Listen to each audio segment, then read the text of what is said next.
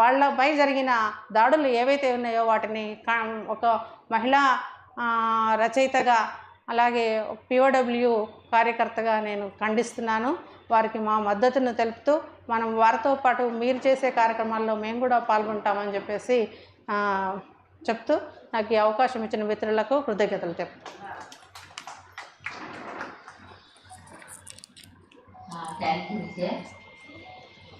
గత సంవత్సరాల నుంచి వాళ్ళు ఉన్న భూములు వాళ్ళు కాకుండా పోతున్నాయి అనే విషయాలతో పాటు తను మణిపూర్ తర్వాత జమ్మూ కాశ్మీర్లో జరిగిన విషయాలు కూడా విజయ మనకు వివరించిండ్రు. వక్తలు ఏంటంటే కార్యాచరణ అంటే మనం దీని తర్వాత మనం ఏం చేస్తే బాగుంటుందనే విషయాన్ని కూడా ప్రతిపాదిస్తే బాగుంటుందని మనం అనుకుంటున్నాం. ఇప్పుడు వాయిస్ ఆఫ్ ఉమెన్ ఛానల్ నుంచి ఎప్పటికప్పుడు విషయాలను బయట పెడుతుంది డైనమిక్ లేడీ పద్మ. తను వచ్చి మాట్లాడాల్సింది అనుకుంటున్నాను.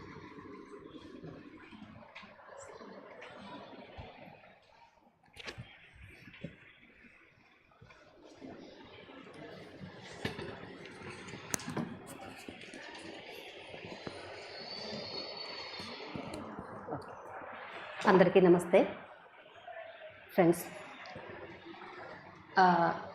చాలాసార్లు మనం ఆదివాసీ మహిళల మీద, ఆదివాసీ ప్రజల మీద, ఆదివాసీ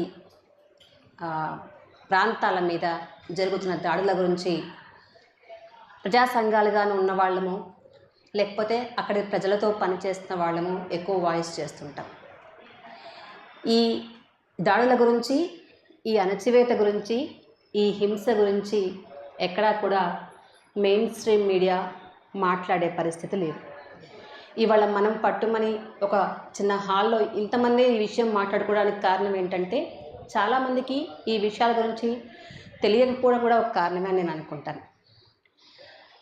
ప్రజల సమస్యలే మాట్లాడని మెయిన్ స్ట్రీమ్ మీడియా, ప్రజల గురించే మాట్లాడని మెయిన్ స్ట్రీమ్ మీడియా ఒక ఆదివాసీ ప్రజల గురించి, ఆదివాసీ మహిళల గురించి, ఆదివాసీ మహిళల మీద జరుగుతున్నటువంటి హింస గురించి మాట్లాడుతుందని నేను అనుకోవట్లేదు. ఇవాళ మనం చాలా ఈ గత 10 ఏళ్ల పాలనలో మహిళల మీద జరిగినటువంటి హింసని, ఆదివాసీ ప్రాంతాల మీద జరిగినటువంటి దాడుల్ని ఏ మీడియా కూడా కవర్ చేయలేదు. మణిపూర్ హింసని 1-2 చోట్ల వచ్చినటువంటి సందర్భాల్ని, మహిళల్ని, 2 మహిళలను వివస్త్రణ చేసినటువంటి సంఘటన తప్పితే ఈ రోజుకి అక్కడ మారణ కాండ జరుగుతోంది అనేటువంటిది ఆల్టర్నేటివ్ మీడియా చెప్తోంది. వెళ్ళొచ్చినటువంటి రిపోర్ట్స్ చెప్తున్నాయి. బండారు విజయక్క లాంటి వాళ్ళు వెళ్ళొచ్చిన వాళ్ళు కూడా చెప్తున్నారు.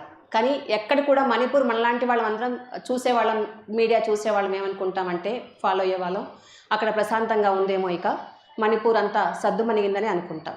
కానీ మణిపూర్ ఇంకా మండుతోంది. ఆ వార్త ఎక్కడ మనకు రాదు. ఛత్తీస్గఢ్లో దాడులు జరుగుతున్నాయి, ఆ వార్త ఎక్కడ రాదు. అక్కడ జరుగుతున్నటువంటి దాడుల గురించి ఫ్యాక్ట్ ఫైండింగ్ చేయడానికి వెళ్ళినటువంటి టీంని రీసెంట్గానే అడ్డుకున్నారు, వెళ్లకుండా. అది కూడా జరిగింది.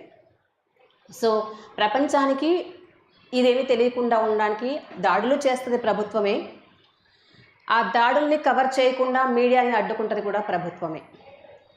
ఇలాంటి దశలో మనం మాట్లాడే గొంతులు, మాట్లాడే సమూహాలు పెద్ద ఎత్తున పెరిగితే తప్పితే ఈ వాయిస్లన్నీ బయటకు వచ్చే అవకాశం లేదు.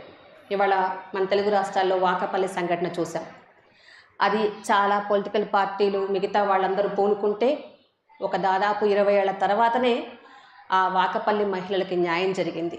అన్ని సాక్ష్యాలుండి, అంతమంది సపోర్ట్ ఉండి సుదీర్ఘకాలం న్యాయ పోరాటం చేస్తే తప్పితే వాకపల్లి మహిళలకు అది న్యాయమో అన్యాయమో మనం తేల్చకపోయినా న్యాయ పరిభాషలో అది వాళ్ళు చనిపోయారు, బాధితులు, ఇదంతా జరిగింది. సో ఇన్ని సంఘటనలు జరుగుతున్నటువంటి వాళ్ళ ఛత్తీస్గఢ్లో ఎన్ని కేసుల్ని మనం బయటికి వెలికి తీస్తాం, ఎంతమంది బాధితుల తరపున మనం కేసులు ఫైల్ చేయగలుగుతాం, ఎంతమంది బాధితుల సమస్యల్ని మనం ఆధారాలతో సహా చూపించగలుగుతాం అనేటువంటిది పెద్ద ప్రశ్నే.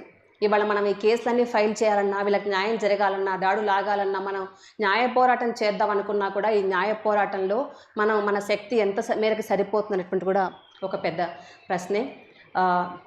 దీనికంతా మనం మెయిన్ స్ట్రీమ్ మీడియాలో పనిచేసినప్పుడైనా నేను ఇవాళ ఇండిపెండెంట్ జర్నలిస్ట్గా voice of the people YouTube channel నిర్వహిస్తున్నటువంటి వ్యక్తిగా అయినా కూడా ఎప్పుడూ కూడా ప్రజల పక్షంగానే ఉన్నాము. మహిళల పక్షంగా మహిళల గొంతు, ఆదివాసీ మహిళల గొంతుకని వినిపించే ప్రయత్నం ఎప్పుడూ చేస్తూనే ఉన్నాము. మహబూబాబాద్లో ఆదివాసీ మహిళల పోడు భూముల కోసం కూడా జరిగినప్పుడు కూడా చాలామందిని కలిసినప్పుడు కూడా వాళ్ళు చెప్పినటువంటి విషయాలు బయట మీడియా కవర్ చేస్తున్నటువంటి విషయాలకి చాలా వ్యత్యాసం ఉంటుంది. సో మనం వీలైనంత మేరకి వాళ్ళని కలవటం, ఆ విషయాల్ని బయటికి తీసుకురావడమే, ఈ ప్రపంచానికి మనం చెప్తూ ఉండడమే, తెలియజేస్తూ ఉండడమే మనం చేయాల్సినటువంటి పని కూడా ఒకటి ఉంటుంది. అది మీతో పాటు జర్నలిస్ట్గా మీతో పాటు నేను ఎప్పుడు కలిసి ఉంటానని, మీ పోరాటంలో వ్యక్తిగాను ఒక యూట్యూబర్గాను మీతో పాటు ఉంటానని తెలియజేసుకుంటూ ముగిస్తున్నాను.